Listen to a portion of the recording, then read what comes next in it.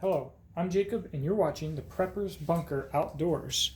Today we are here to talk about the new to me Glock 48. Now I say new to me because we just picked up this pistol, but the wife will likely be carrying it. She had a Glock 19 and my wife's a very small person and I believe in carrying as much gun as you possibly can when we're talking about concealment.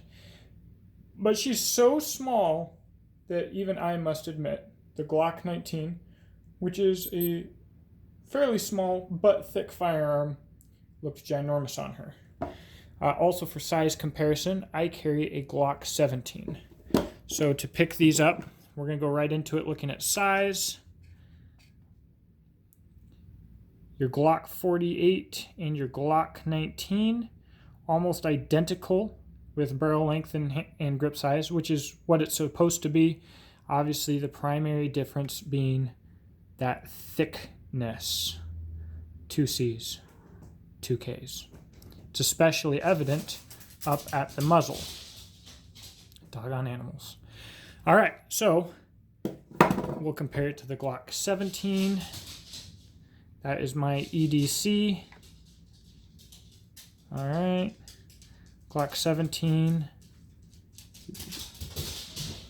These don't want to fit up because of their shape as well, but the Glock barrel's a little longer, grip's a little bit longer. You get the idea.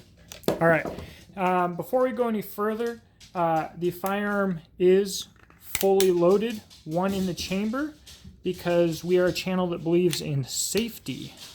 So there will not be any firearms ever that are not unloaded and chambered.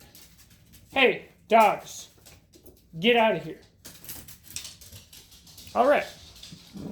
Now, also real quick, before we get too deep into this, this channel is fully funded through sales at my website, beachandtactical.com, where I mostly make rifle slings that I designed and invented in Afghanistan, as well as survival gear and other slings. We also have an Amazon store and a Patreon. Those links will be in the description box below. And to reiterate, this is a first impressions video. We have not yet shot the Glock 48.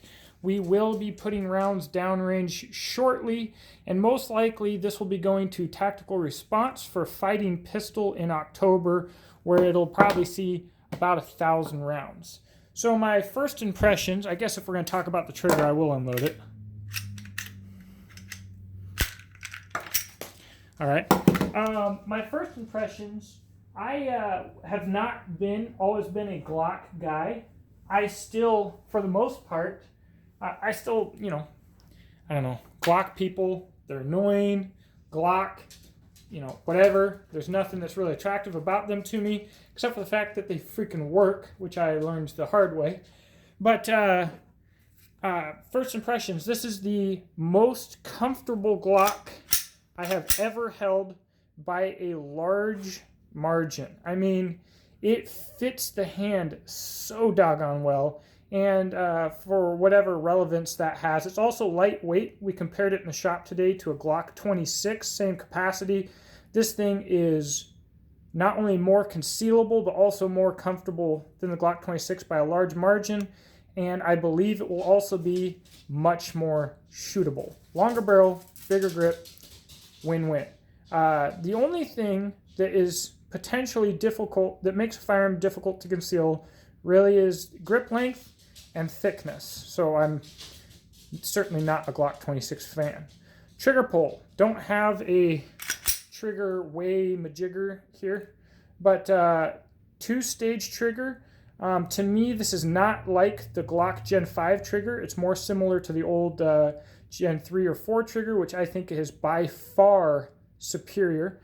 It feels like a 2-stage trigger. You have your uptake, a little bit spongy, as you would expect, and then a little bit more and a fairly clean break, actually. I prefer this to the new single-stage trigger of the Gen 5 by such a huge margin that I don't understand how anybody has anything good to say about the Gen 5 trigger. So, with that being said, Trigger's cool. I like it. I'm a fan. It's very lightweight, concealable. If you want to see the specs, freaking Google them. Anything that I don't like, yeah, front strap serrations. The best part about Glock in general is they haven't been chasing fads like every single other manufacturer that wants to make the Glock pistol with the things that you want. Well, the things that you want are stupid, to include front strap serrations. So I wish it didn't have that, but whatever.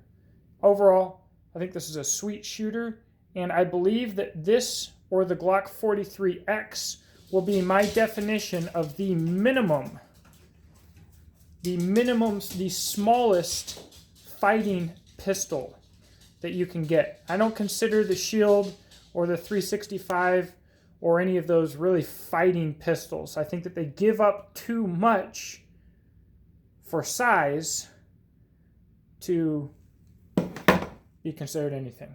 I think the Glock 48 and the 43X are on the money. If that ends up being correct, we'll see. If I'm wrong, I'll eat my words. I'm excited to find out. And like I said, we'll be putting over 1,000 rounds through this shortly, through some stressful environments. Both I will be putting rounds through it and my wife. And its performance in my wife's hands will be much more telling than my own, as she is not used to shooting under stress like I am. Anyways, thank you for watching. Please share the video. Check out the Glock 48 because it is really cool. And I'll talk to you in the comment section below. Have a blessed day.